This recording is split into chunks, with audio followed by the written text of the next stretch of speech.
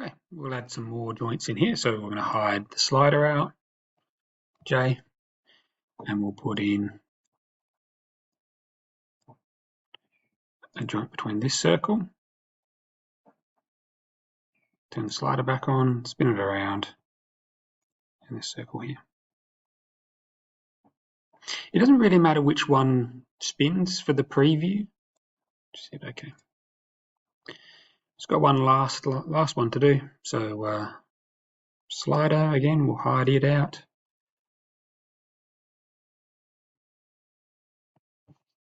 J, this edge, slider back on again, this edge. Okay. So give it a test. What should happen is it should all move independently of each other.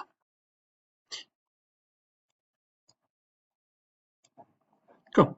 They should obviously be locked to each other, but move sort of in a pivot motion of that position.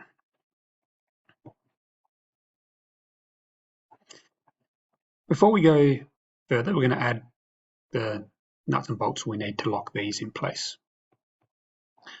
So I'm going to bring in our M3x20.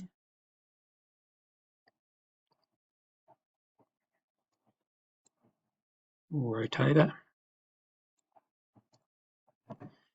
And then we'll put a joint on between this back shoulder and this bottom shoulder. Now this one can be a revolute. In reality, it'll be a rigid joint.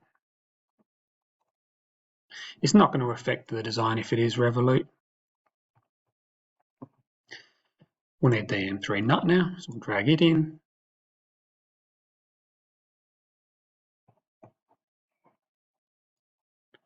Bring it across.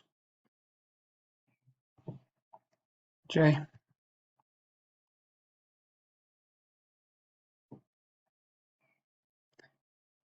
Flip it.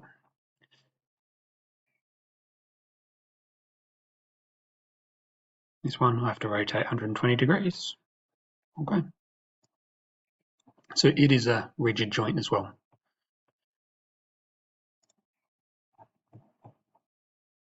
Okay, now that M3x16, we'll bring it in.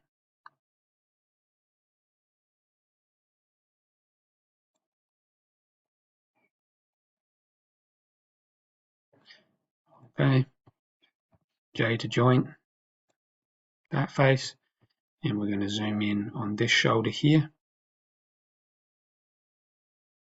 And again, this one can be rigid.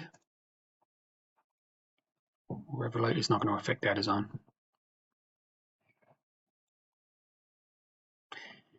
Now, in reality, for this side, we will use a nylock. So we use a slightly different nut, but there's enough room in here for that. So this one, we'll just keep this as our placeholder. All right, so give it another check, make sure everything moves. Revert the position. That's more or less the internals assembled. We've still got our bearing to bring in, and it will slide through this channel here. So we'll do that in the next video.